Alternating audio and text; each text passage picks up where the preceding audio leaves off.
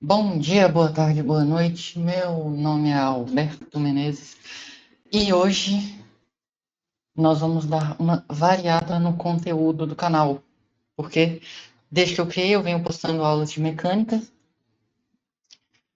dando continuidade na série de mecânica, né, cinemática, mas para continuar cinemática a partir de agora, eu preciso que você entenda com profundidade vetores.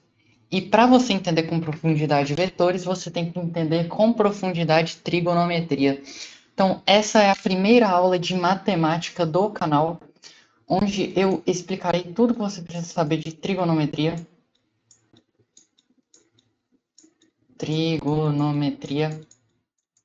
para Enem, para vestibulares e para entender o conteúdo de vetores, que vai ser um conteúdo muito importante para a gente continuar na física em geral a partir de agora e na matemática também. Tudo envolve trigonometria. Já vou adiantar que normalmente o que cai em provas de vestibulares não é um conteúdo de trigonometria em si. Ele não vai te perguntar, se você tem dois lados do triângulo, qual o outro lado? Se você tem um outro lado, tem um ângulo, acho que tal lado usando seno. Ele não vai te perguntar assim. Ele vai embutir isso em outro conteúdo. Por exemplo, você tem três cargas elétricas, você tem essa carga elétrica A, você tem essa carga elétrica B, você tem essa carga elétrica C, você tem essa distância aqui, por exemplo, 4 centímetros, essa daqui, por exemplo, 3 centímetros. Qual a força que essa carga A exerce na carga B?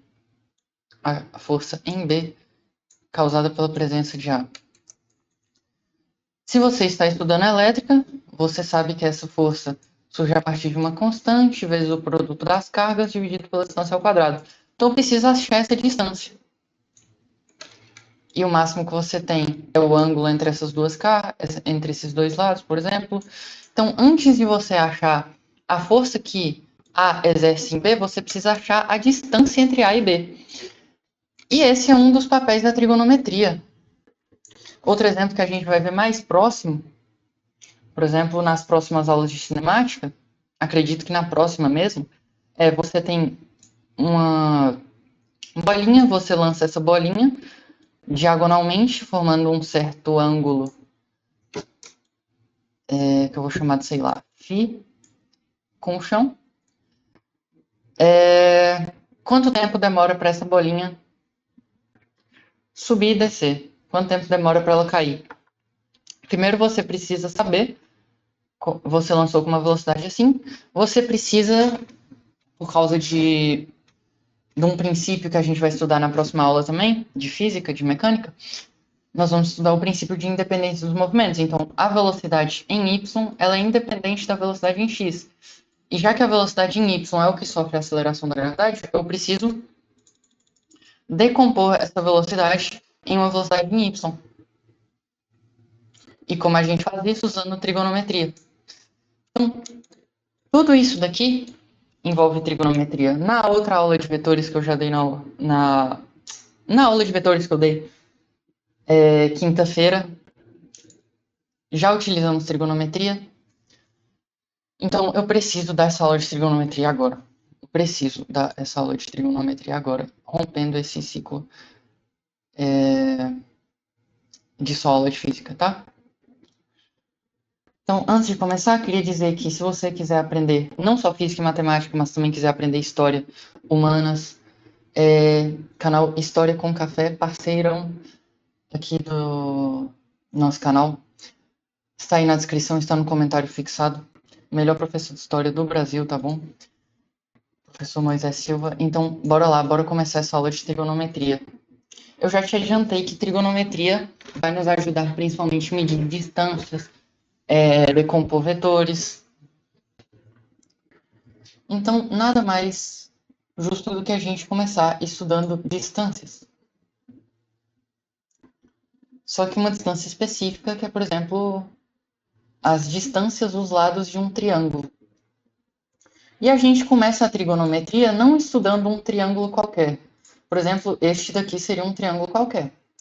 A gente vai estudar este tipo de triângulo, que é um triângulo cujo um dos lados forma um ângulo de 90 graus, né? No caso, existe um ângulo de 90 graus entre dois dos lados. Quando tiver um ângulo de 90 graus, eu vou representar com este ângulo mais quadriculado aqui, tá bom? Então, quando você vê esse ângulo mais quadriculado, é um ângulo de 90 graus. Se for um ângulo diverso, eu vou representar por essa curvatura assim e vou especificar, por exemplo, 30 graus ou 60 graus, tá bom? Mas quando você vê esse ângulo reto, é um ângulo de 90 graus. Então, eu posso falar ângulo reto também. Inclusive, o nome desse triângulo é um triângulo retângulo. Triângulo retângulo. Ah, mas o que tem a ver com um retângulo? Várias coisas. Primeiramente, o que significa retângulo? Ângulo reto. Então, é um triângulo que tem um ângulo reto. E outra coisa é um triângulo que forma um retângulo. Olha que legal. Ele forma um retângulo. Muito legal, né? Então vamos começar falando sobre a área desse triângulo. Isso aqui não é um conteúdo exatamente de trigonometria, mas você precisa relembrar como você acha a área de um triângulo. Num triângulo retângulo, isso aqui é fácil. Por quê? Um triângulo retângulo forma um retângulo. E você sabe achar a área de um retângulo. A área de um retângulo é a base vezes a altura. A base é isso daqui, né? A base vezes a altura, que eu chamei de H. Na verdade, a área deste retângulo é a base vezes a altura. Só que a gente quer achar metade da área desse retângulo. Tá vendo que aqui a área desse triângulo é simplesmente a metade da área deste retângulo? Então a área deste triângulo vai ser a base do triângulo vezes a altura do triângulo e agora eu vou dividir por 2. Essa é a área do meu triângulo. Tá bom? Por isso que a área do triângulo é base vezes a altura dividido por 2. Só uma revisãozinha básica de geometria, isso daí, né? Agora vamos lidar com o teorema mais importante da trigonometria, que é o teorema de Pitágoras. Todo mundo já ouviu esse nome na vida? Teorema de Pitágoras.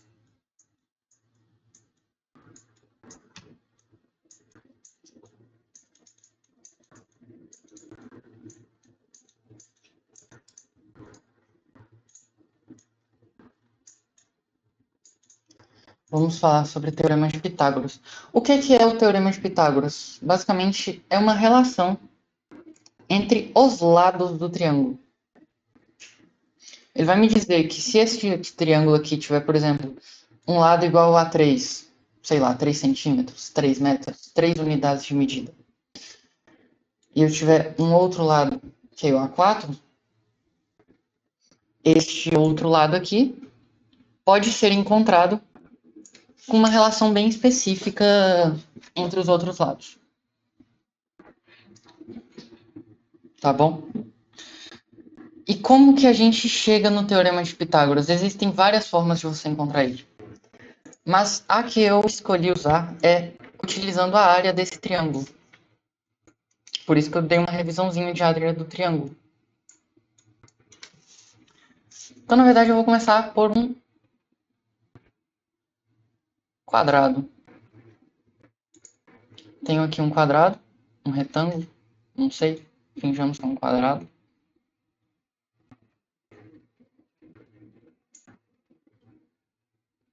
Aqui está o meu quadrado. Dentro desse quadrado, eu vou fazer um triângulo retângulo.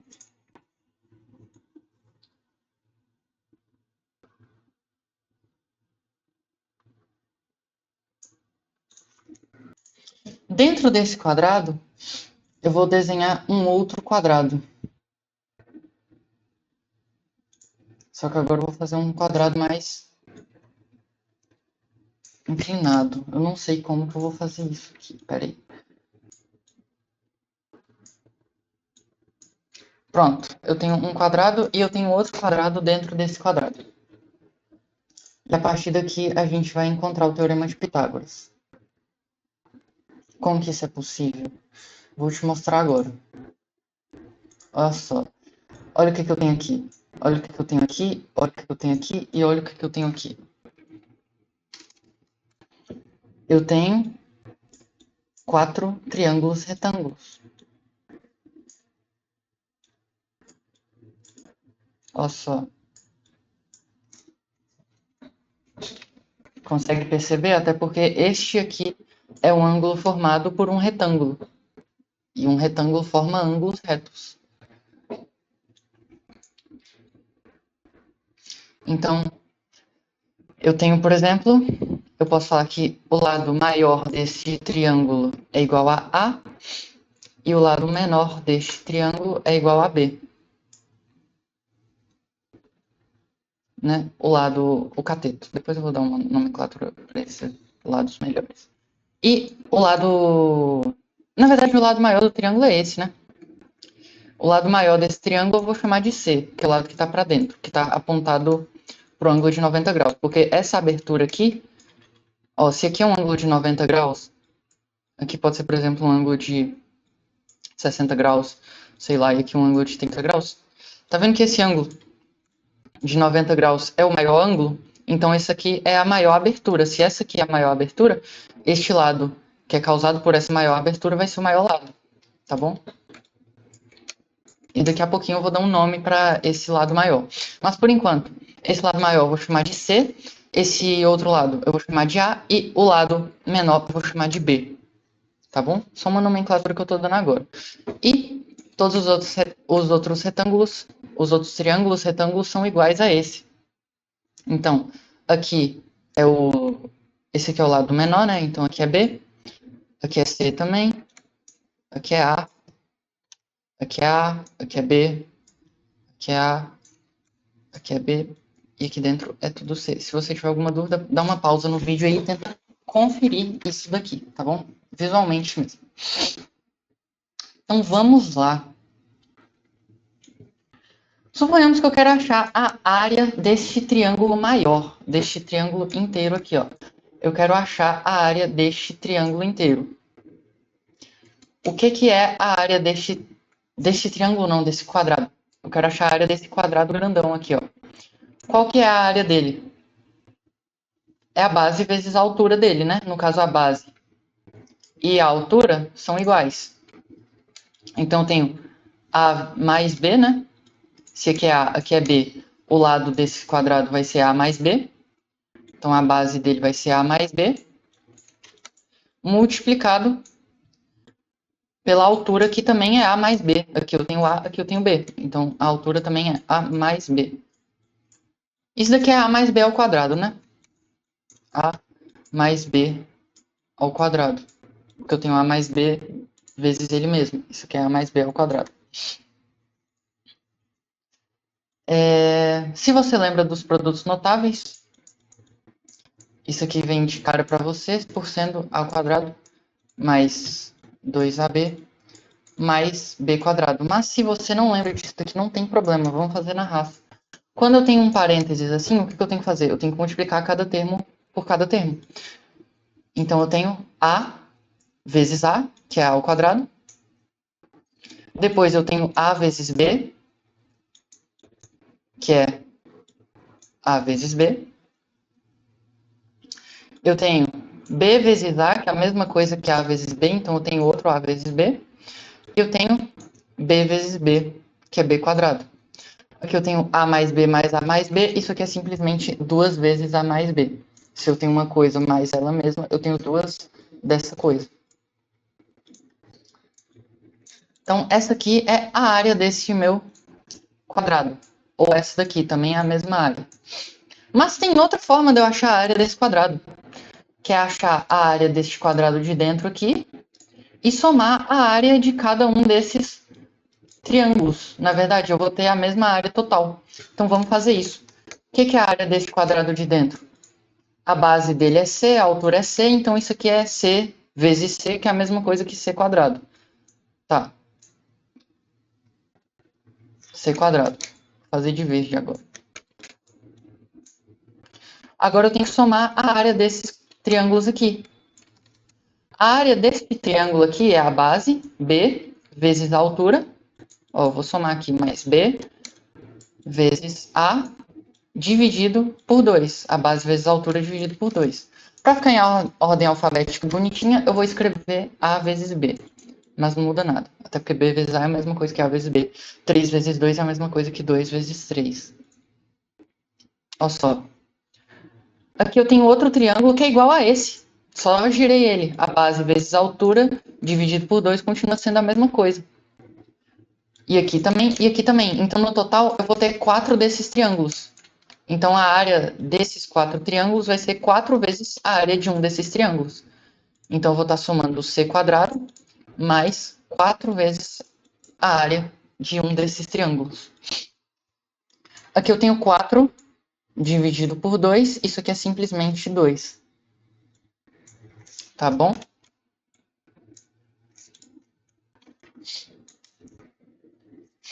E se isso daqui representa a área desse triângulo total, né? Que é a área deste quadrado mais as áreas desses triângulos. E isso daqui representa também a área desse triângulo grandão. Essas duas coisas, não é surpresa para ninguém, tem que ser iguais. Então, vou igualar as duas coisas. Olha que legal. Eu tenho C quadrado mais 2AB é igual a quadrado mais B quadrado mais 2AB. Vou deixar aqui do ladinho para você visualizar melhor. Porque olha que legal, apareceu um termo em comum dos dois lados. Aqui eu tenho mais 2AB e aqui eu tenho mais 2AB. Se eu tenho a mesma coisa dos dois lados, somando, essa coisa aqui ela simplesmente pode ir embora. Por quê? Se eu tenho, por exemplo, 4 é igual a 8 dividido por 2, todo mundo sabe disso. Se eu somo, por exemplo, mais 2 dos dois lados, essa igualdade continua sendo verdadeira. Então, esse termo que está somando dos dois lados, ele simplesmente é inútil. Eu posso tirar ele.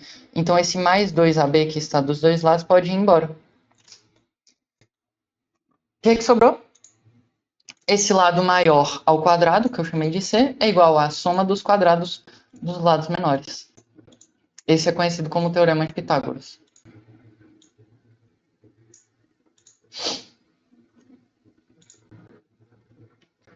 Esse aqui é o Teorema de Pitágoras.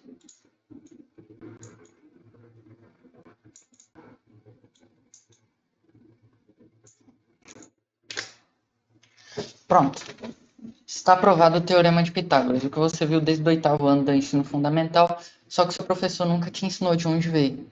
Te expliquei aqui uma das infinitas provas, porque existem muitas provas do Teorema de Pitágoras. Essa daqui eu acho que é mais intuitiva. Tá bom? E agora eu vou dar... Para não ficar me referenciando como C, como A e como B, porque esses nomes podem variar, até porque a gente vai usar isso aqui como os valores, eu vou dar nomes para cada um desses lados.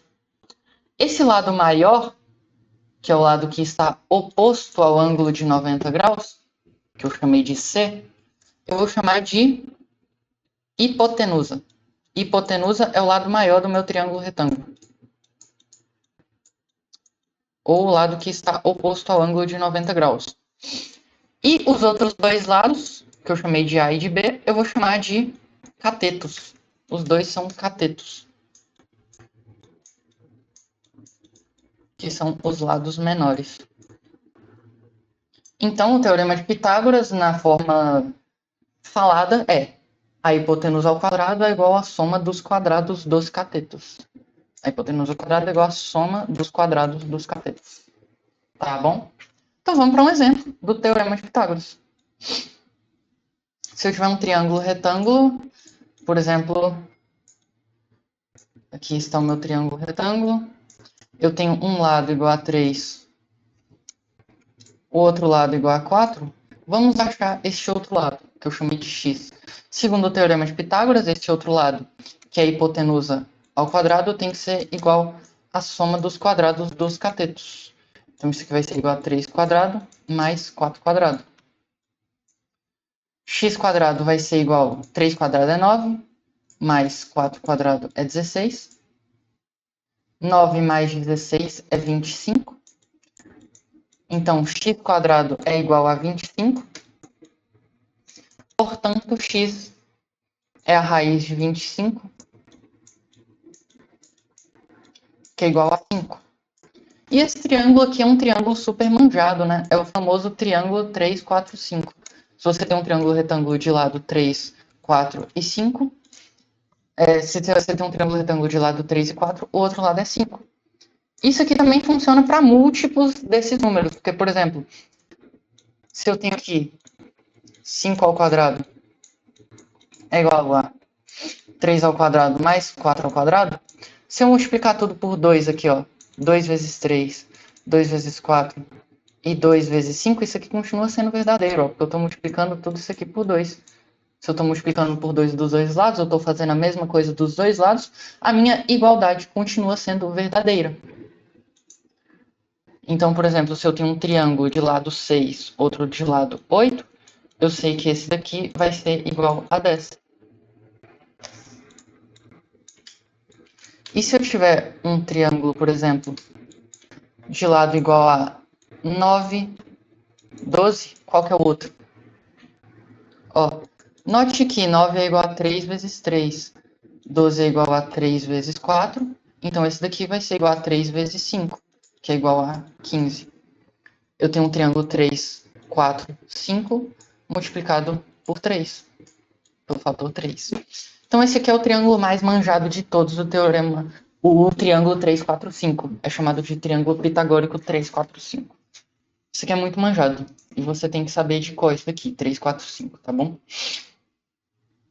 Então tá bom. Começamos com o Teorema de Pitágoras, terminamos o Teorema de Pitágoras. Você já sabe o Teorema de Pitágoras.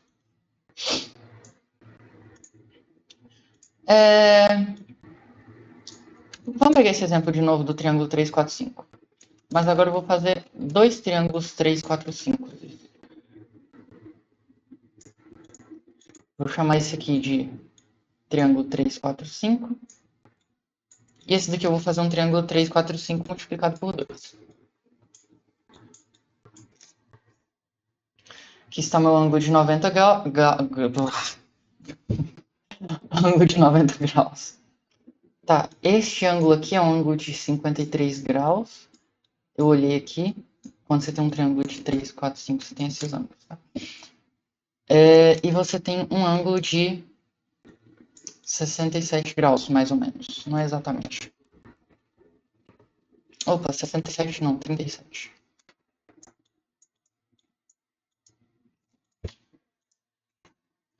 Certo? Eu quero que você visualize isso. Se eu tenho um ângulo de 3, 4, 5, o lado dos 3, 4, 5, e esse triângulo de 3, 4, 5, quando eu faço a medida dos lados da 53 e 37, se eu multiplicar todos os lados por 2, ou seja, se eu aumentar o tamanho dos meus lados, dobrar o tamanho dos meus lados para ficar, por exemplo, 6, 8 e 10, a medida desses ângulos continuam a mesma. Olha só. Se eu arrastar aqui, ó, a medida desse ângulo continua a mesma, consegue ver? Essa abertura aqui é a mesma, e essa abertura aqui também é a mesma. Consegue ver essa abertura aqui? Ela é a mesma. Então, quando eu tenho triângulos, por exemplo, 3, 4, 5 e 6, 8, 10, onde eu multipliquei todos os lados por um mesmo fator, essas aberturas, esses ângulos continuam sendo os mesmos. E nesses casos, eu chamo esses triângulos de triângulos semelhantes. Triângulos cujos valores dos lados foram multiplicados por um mesmo fator, então os ângulos continuam sendo os mesmos. Certo? E se eu tiver um triângulo, por exemplo, aqui eu tenho 1,5, aqui eu tenho 2 e aqui eu tenho 2,5. Qual vai ser a medida dos ângulos? As mesmas. Porque, olha só, 1,5 é 3 dividido por 2. Ou 3 vezes meio, né? Aqui eu tenho 5 vezes meio. E aqui eu tenho 4 vezes meio. eu multipliquei tudo por um mesmo fator. Mesmo que eu estou dividindo, eu ainda estou fazendo a mesma coisa dos dois lados. Eu estou multiplicando por um mesmo fator que é meio. Então a medida dos ângulos vai ser a mesma. Então eu falo que esses triângulos são triângulos semelhantes. Tá bom? Esses triângulos são triângulos semelhantes. Estou de volta aqui. Isso é um triângulo semelhante, cujos lados foram multiplicados por um mesmo fator, então os ângulos são os mesmos. E no âmbito dos triângulos semelhantes, é bem notável, é bem notório, que se eu pegar a razão entre os lados, eu vou encontrar um mesmo valor. Até porque eles foram multiplicados por um mesmo valor. Certo? Então vamos fazer isso. Eu vou pegar um triângulo mais estratégico aqui, que é o chamado triângulo egípcio. Você não precisa saber esse nome, mas, enfim. Eu vou falar que o lado aqui desse triângulo egípcio é igual a 4. Este outro lado é igual a 2. E este outro lado é 2 vezes raiz de 3. Só para você ter uma ideia, a raiz de 3 é aproximadamente 1,71 ou é 1,73? Eu acho que é 1,73. Mas eu escrevi 1 vezes raiz de 3 só para ficar bonitinho, tá? Para os ângulos ficarem perfeitamente iguais aos ângulos de 30 e 60 graus. Este ângulo aqui é um ângulo de 30 graus. E este ângulo é um ângulo de 60 graus. Esse é um triângulo também muito manjado aí. Se você, principalmente para concurso, se você está mexendo com matemática para concurso, você tem que manjar esse triângulo daqui. É um triângulo egípcio. E eu vou te ensinar a manjar esse triângulo aqui hoje também. Você tem um ângulo de 30, um ângulo de 60 e um ângulo de 90. Só para destacar, se eu tenho um quadrado forma ângulos de 90 graus. Então, no total de um quadrado, eu tenho 90 graus vezes 4, né? Eu tenho 4 ângulos de 90 graus, então se eu somar todos os ângulos, eu vou ter 360 graus. Já que um triângulo é a metade, aqui eu tenho metade do ângulo de 90, aqui eu tenho metade do ângulo de 90 e aqui eu tenho 90. A soma dos ângulos de um triângulo é igual a 180 graus. Então, se eu pegar qualquer triângulo e somar os ângulos dele, tem que dar 180 graus. Então, 90 mais 30, 100. Ou 100, 120, meu Deus, minha matemática não está em dia. 90 mais 30, 120 graus. Mais 60, 180 graus. Então, sempre que você vê um triângulo, ó, mesmo se eu não tivesse falado qual é esse lado aqui, eu não falei qual é esse ângulo, você já deveria saber que é um ângulo de 60 graus. Por quê? 90 mais 30 é igual a 120, para completar 60, para completar 180, eu preciso de 60 graus. Tá bom? Então é isso, vamos lá. Vamos pegar a proporção entre estes ângulos. Entre esses ângulos não, entre esses lados. Se eu pego, por exemplo, como referência meu ângulo de 30 graus. Só uma nomenclatura. Vou pegar como referência o meu ângulo de 30 graus. Vou até destacar ele aqui de vermelho. Eu estou pegando ele como referência. Para diferenciar um cateto de outro, para eu saber qual cateto eu estou falando, eu vou falar que o cateto oposto ao ângulo que eu estou medindo, no caso eu estou medindo em referência ao ângulo de 30 graus, eu vou chamar de cateto oposto.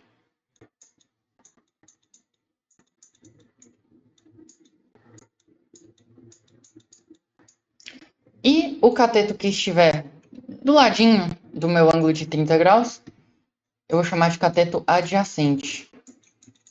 Adjacente significa ao lado, tá? Então, adjacente ao lado do ângulo de 30 graus.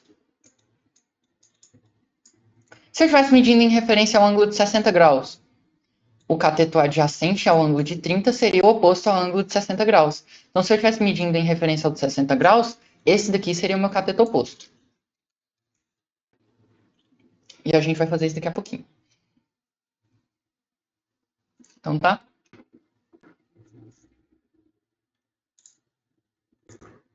Eu vou fazer um outro triângulo agora que é semelhante a esse. O que é semelhante? A razão entre os lados é constante, é igual. E eu vou te provar que a razão entre os lados são iguais. Agora eu vou pegar aqui só raiz de 3. Eu vou dividir todos os lados por 2. Era 2 raiz de 3, agora eu vou pegar a raiz de 3. Esse lado dividido por 2, 2 dividido por 2 vai dar 1. E esse lado aqui dividido por 2 vai dar 2, tá? A razão entre os lados continua a mesma, eu dividi tudo por 2. Os ângulos continuam os mesmos, portanto. Então, vamos pegar razões entre os lados para eu te provar isso que eu tô falando. Se eu pegar esse cateto oposto, que é 2, e dividir pela minha... eu não dei o nome para esse daqui, né? Esse lado maior, que é o lado que está oposto ao ângulo de 90 graus, eu vou chamar de hipotenusa.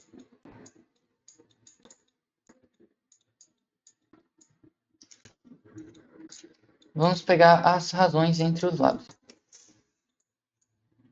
Se eu pegar o meu cateto oposto ao ângulo de 30 graus e dividir pela minha hipotenusa,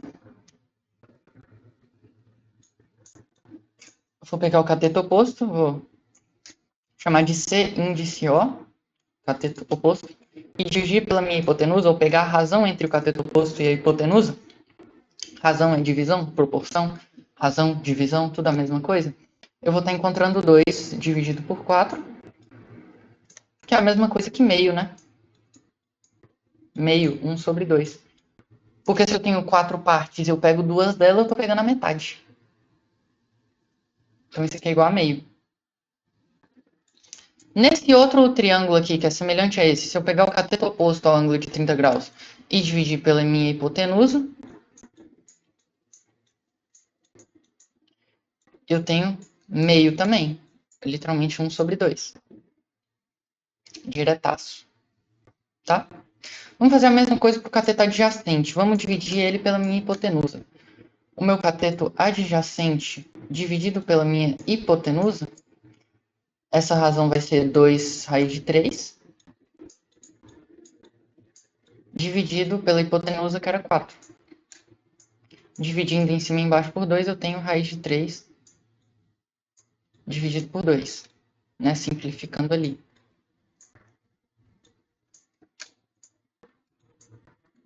Até porque 2 dividido por 4 é meio. Meio vezes raiz de 3 é a mesma coisa que raiz de 3 dividido por 2. E nesse aqui eu tenho diretaço raiz de 3 dividido por 2. Cateto adjacente dividido pela hipotenusa vai ser raiz de 3 dividido por 2. Agora, eu vou pegar a razão entre o meu cateto oposto e dividir pelo meu cateto adjacente. Só para eu ter mais uma razão ainda. O que vai ser isso? O cateto oposto ali era 2 dividido pelo cateto adjacente é 2 vezes raiz de 3. Opa. Então, o cateto oposto dividido pelo cateto adjacente vai ser 2 dividido por 2 raiz de 3. Isso aqui corta aqui, vai ficar 1 sobre raiz de 3. Só que, quando eu tenho uma divisão, 1 dividido por alguma coisa, ou sei lá, 10 dividido por 3, faz sentido eu pegar, por exemplo, 30 e dividir em 3 partes. Mas não faz sentido eu pegar 30 e dividir em raiz de 3 partes, até porque a raiz de 3 é um número irracional. É 1,73, tananã, tananã, tananã, e não tem fim. Raiz de 3 é um número irracional. Então não faz sentido físico eu dividir em raiz de 3 partes. Então o que eu vou fazer? Eu vou multiplicar em cima e embaixo por raiz de 3. Quando eu faço isso, é a mesma coisa que eu multiplicar... estou multiplicando em cima e embaixo por raiz de 3. É a mesma coisa que eu multiplicar por raiz de 3 dividido por raiz de 3, que é a mesma coisa que 1, que é um número dividido por ele mesmo é 1.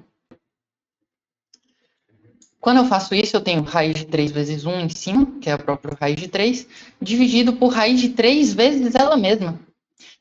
Raiz de 3, por definição, é o número que, multiplicado por ele mesmo, resulta inteiro, em 3. Então, raiz de 3 vezes raiz de 3 é 3. Tá? Então, agora está racionalizado isso daqui. Esse processo a gente chama de racionalizar, que é tirar a raiz do denominador. Então, ficou assim.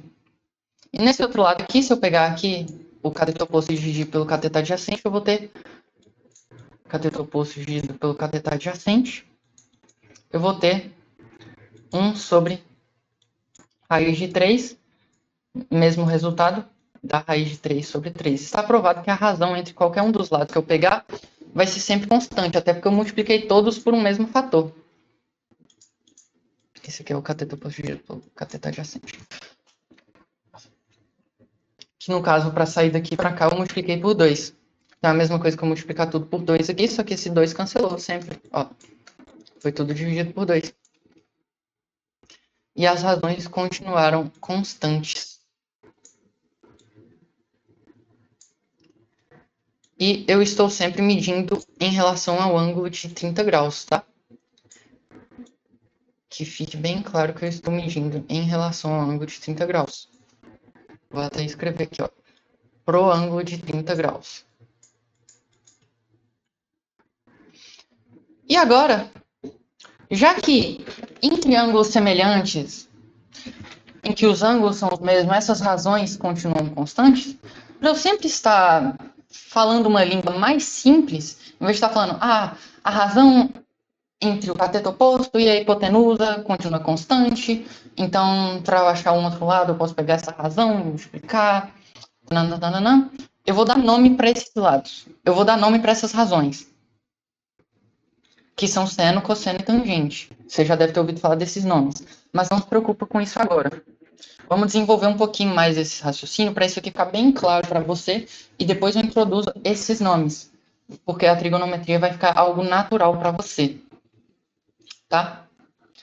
Então, suponhamos agora que eu tenha de novo esse triângulo, esse mesmo triângulo, olha só,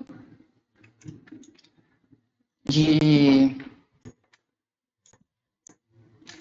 ângulos igual a 30 e 60 graus.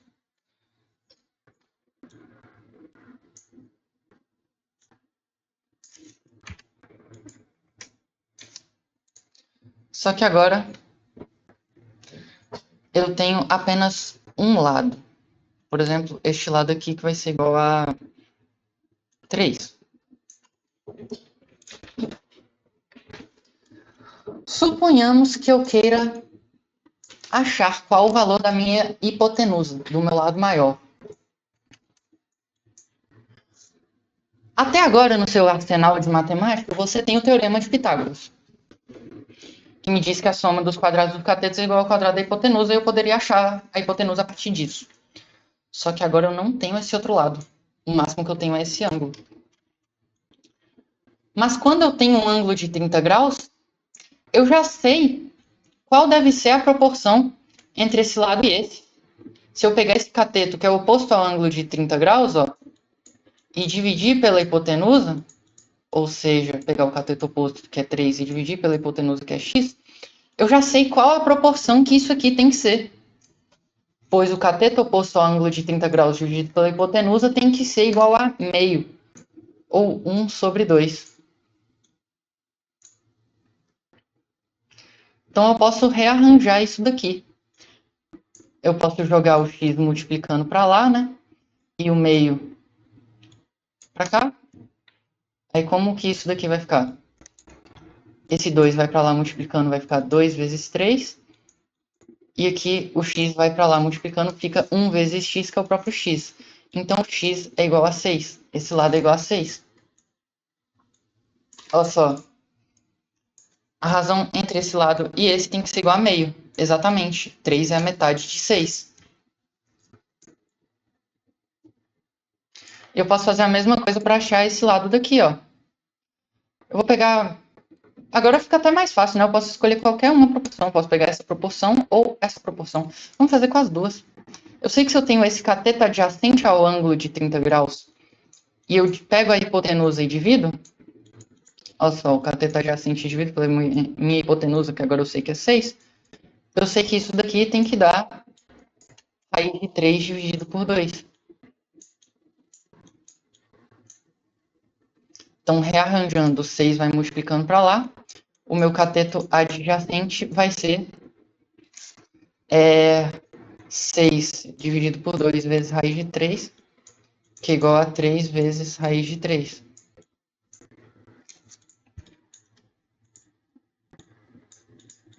Olha só.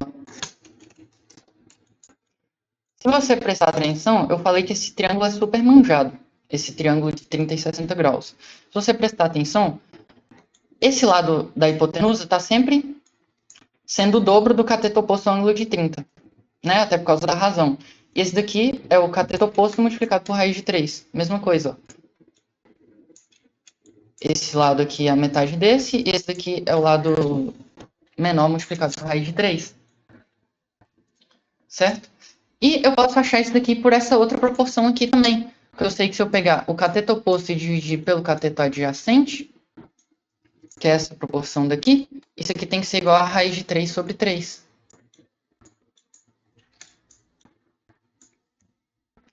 O cateto oposto é 3, e o cateto adjacente está aqui, é o que a gente quer achar, tem que ser igual a raiz de 3 sobre 3. Multiplica, divide, isso aqui vai ser 3 raiz de 3 de novo. Tá bom? Então essas proporções são um jeito muito interessante da gente encontrar lados que a gente não sabia sem precisar do Teorema de Pitágoras. Agora, tudo isso daqui vai fazer muito sentido para você. E tudo que você estudou sobre trigonometria vai começar a fazer sentido a partir de agora. Porque eu vou dar nomes para essas razões. Eu vou dar nomes para essas razões. Para essa primeira razão, entre um cateto oposto de um triângulo e a sua hipotenusa, eu vou dar o nome de seno. Eu estou batizando ela. Essa razão entre o cateto oposto ao ângulo de 30 graus dividido pela hipotenusa, eu vou chamar de seno de 30 graus. Há essa outra razão do cateto adjacente ao ângulo de 30 graus e a hipotenusa, eu vou chamar de cosseno do ângulo de 30 graus, porque eu estou medindo o cateto adjacente referente ao ângulo de 30 graus. E essa última razão, que é o cateto oposto dividido pelo cateto adjacente do ângulo de 30 graus, eu vou dar o nome de tangente do ângulo de 30 graus. Agora muita coisa já faz sentido para você, certo?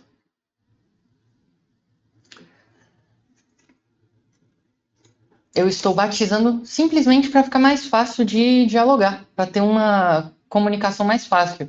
Em vez de ficar falando, eu vou pegar a razão entre o cateto oposto e a hipotenusa e multiplicar pela hipotenusa para encontrar o cateto oposto. Por exemplo, isso daqui, que é o que eu fiz aqui, né? Eu vou só falar, eu vou pegar o seno do meu ângulo, multiplicar pelo meu cateto oposto, dividir pelo cateto oposto, né? No caso, dividir o cateto oposto pelo seno do ângulo, e vou encontrar a minha hipotenusa. Olha só. Vou deixar bem mais claro o que eu estou querendo com esse vocabulário. Eu chamei de seno, eu vou abreviar só com SEN, tá bom? De 30 graus, meio, a razão entre o cateto oposto e a hipotenusa. Então, se eu pegar o cateto oposto e a hipotenusa aqui, ó, digamos que eu tenha... Meu vizinho tá fazendo trabalho com furadeira aqui, eu tô tendo que pausar essa aula toda hora, mas enfim. Digamos que eu tenha a hipotenusa por sendo 6 e eu quero descobrir o cateto oposto. O que eu faço aqui?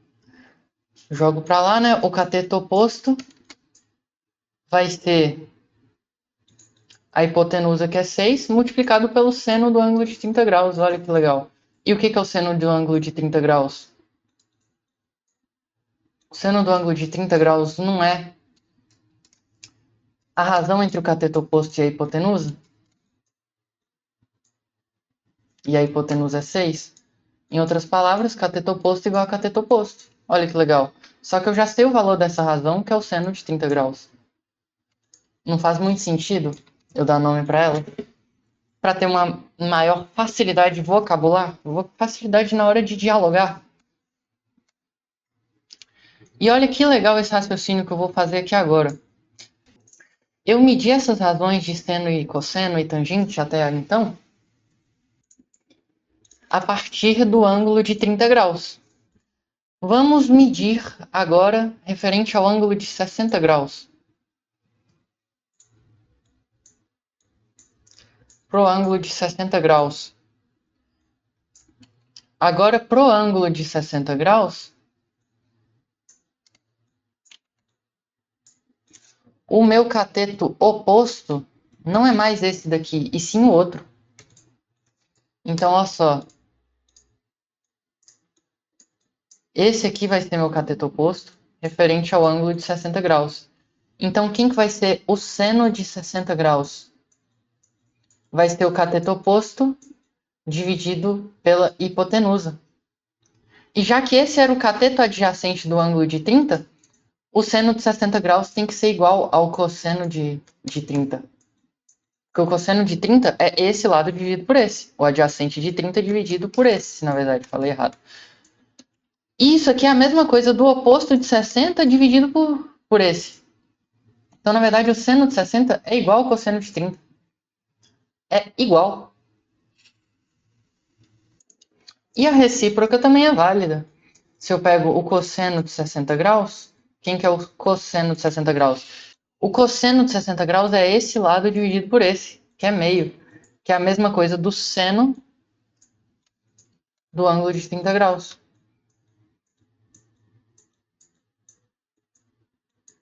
E a tangente vai ser o oposto, raiz de 3, dividido por 1. Né? Olha só, raiz de 3 dividido por 1, que é o próprio raiz de 3, que é o inverso também da tangente de 30 graus. A tangente de 30 graus era raiz de 3 sobre 3, só que antes disso eu tinha encontrado que ela era 1 sobre raiz de 3. Então, invertendo, fica raiz de 3 sobre 1, que é o próprio raiz de 3. Então, a partir disso, a gente pode montar uma tabelinha. Olha só. Eu vou montar uma tabelinha. Só que nessa tabelinha, eu vou colocar um ângulo a mais, que é o ângulo de 45 graus, que a gente ainda não discutiu sobre ele. Mas é tranquilo, eu vou fazer sentido também para você. Vou fazer uma tabelinha simplesmente para eu... Vou fazer uma tabelinha simplesmente para eu categorizar isso daqui e ficar mais fácil de eu lembrar. Porque muitos vestibulares não vão te dar esses valores para esses ângulos 30, 45 e 60 graus, porque isso daqui, ele assume que isso aqui é muito manjado, esses ângulos caem toda hora. Então, com o tempo, você vai até decorando isso daqui naturalmente. Então, vamos lá. A gente já mediu que o seno de 30 graus é meio. E o cosseno de 60 graus era a mesma coisa, já que o cateto oposto de um era o adjacente do outro. Da mesma forma que o seno de 30 graus era raiz de 3 sobre 2. Não, mentira. O cosseno de 30 graus era raiz de 3 sobre 2. Falei errado. E, por essa reciprocidade, o cosseno de 30 graus vai ser também o raiz de 3 sobre 2. A gente mediu também que a tangente do ângulo de 30 graus é raiz de 3 sobre 3. E a tangente de 60 graus era o inverso disso, que era a própria raiz de 3. E agora o ângulo de 45 graus. Olha só, o ângulo de 45 graus, ele é um triângulo muito perfeitinho. Quando você tem um ângulo de 45 graus e um de 90. Porque aqui é 90, que é 45, somando dá 135. Para completar 180, você precisa de outro ângulo de 45. Então, olha que legal. Essa abertura daqui é a mesma dessa. Portanto, é fácil de visualizar que esse lado é igual a esse. Na verdade, se eu tiver aqui um lado que for, sei lá, A, esse daqui também tem que ser A. Então já podemos ver de cara que se eu pegar o oposto do ângulo de 45 graus, isso serve para o outro também, dá na mesma, e dividir pelo adjacente, eu encontro o lado dividido por ele mesmo, que vai dar 1. Qualquer número dividido por ele mesmo é 1. E a razão entre o cateto oposto e o adjacente eu tinha chamado de tangente. Então a tangente de 45 graus é 1. Perfeito? E sobre o seno e o cosseno, olha só, se eu tiver uma hipotenusa aqui, 1, nesse caso eu vou ter que só te entregar de cara. Se eu tiver uma hipotenusa igual a 1, esse lado vai ser raiz de 2 dividido por 2, portanto esse lado também. E o seno, se eu pegar, por exemplo, esse ângulo, o seno era o oposto dividido pela hipotenusa, dividido por 1 é o próprio raiz de 2 sobre 2. E o cosseno também vai ser a mesma coisa, raiz de 2 dividido por 2, até porque são dois ângulos de 45. Se eu tenho esse oposto a esse oposto a esse é adjacente a esse também é adjacente a esse. Então, o seno e o cosseno dele é igual, é raiz de 2 sobre 2. E é igual eu falei, o seno, cosseno e a tangente para esses ângulos aqui tem que ser alguma coisa que já vem na mente. Tem que ser alguma coisa que já esteja na sua mente. Então, isso daqui realmente é muito importante você decorar. Eu não gosto de fazer alunos decorarem coisas, mas isso daqui, infelizmente, os vestibulares praticamente te obriga. Ele vai te dar um ângulo de 30 graus para você achar um outro lado baseado no seno e no cosseno e não vai falar qual é o seno ou o cosseno. Você tá entendendo? Você vai ter que lembrar.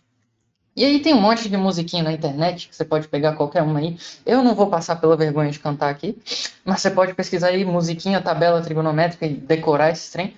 Esses ângulos, inclusive, são chamados de ângulos notáveis, tá? Porque são ângulos notáveis, notórios, que qualquer vestibulando tem que saber, ou concurseiro. Ângulos notáveis.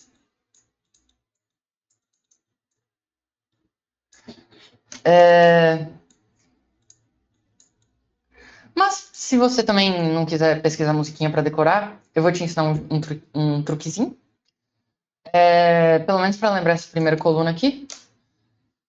Vamos lá, você vai colocar 1, 2, 3 na ordem crescente. 1, 2, 3. E embaixo você vai colocar 3, 2, 1. Depois você divide todo mundo por 2.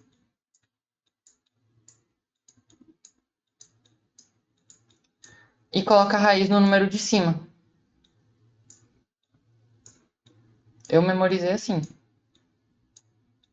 Só que quando você tem raiz de 1 é o próprio 1, porque 1 vezes 1 é 1. Então, quando eu tenho raiz de 1, é a mesma coisa de eu ter o próprio 1 sobre 2. E aqui embaixo não é tão difícil de você lembrar também. Para o ângulo de 45 graus, a tangente é 1, porque um lado tem que ser igual ao outro. Um cateto tem que ser igual ao outro. E agora a tangente de 30 e de 60. De 60 é mais fácil de lembrar, que é a própria raiz de 3. Mas para o de 30 graus é o inverso disso, 1 sobre raiz de 3, só que racionalizando fica raiz de 3 sobre 3, tá bom? Pelo menos assim é um jeito que eu gosto de decorar. E se você esquecer essa parte da tangente, ó, isso daqui é fácil lembrar. 1, 2, 3, 3, 2, 1, taca a raiz em todo mundo e depois divide por 2. Se você esquecer, olha que bacana. O que é uma tangente de um ângulo? Sei lá, de um ângulo chamado alfa, um ângulo genérico. É o cateto oposto dividido pelo cateto adjacente. Mas o seno desse ângulo alfa é o cateto oposto dividido pela hipotenusa, enquanto o cosseno desse mesmo ângulo alfa é o cateto adjacente sobre a hipotenusa. Olha o que acontece se eu divido o seno desse ângulo alfa pelo cosseno dele. Olha o que acontece. Eu encontro o cateto oposto dividido pela hipotenusa, isso dividido pelo cateto adjacente dividido pela hipotenusa. Estou dividindo por hipotenusa em cima e embaixo, é a mesma coisa de eu não fazer nada. Isso aqui é o cateto oposto dividido pelo cateto adjacente, ou seja, a tangente. Não surpreende para ninguém. Já que o seno é uma razão dada a partir de um cateto oposto e o cosseno é uma razão dada a partir do cateto adjacente e essas duas proporções são dadas a partir do mesmo fator hipotenusa, a razão entre os dois tem que ser igual à razão entre os dois lados, que eu chamei de tangente. Então, se você esquecer essa parte da tangente da tabelinha, Basta você dividir o seno pelo cosseno. Vamos fazer isso. Quem vai ser, por exemplo, a tangente de 60 graus? Vai ser o seno de 60 graus dividido pelo cosseno de 60 graus. Estou dividindo por 2 em cima e embaixo, morre, morre. Sobra raiz de 3 dividido por 1, que é o próprio raiz de 3. Tá entendendo? Então você nem precisa de musiquinha para decorar isso daqui, não. Você decora isso daqui, 1, 2, 3. 3, 2, 1, taca a raiz em todo mundo e depois divide por 2. Aí a tangente, como você faz? Você pode ou decorar na raça, igual eu fiz, ou você pode simplesmente, na hora que você precisar, pegar essa proporção, dividir um seno por um cosseno que você acha.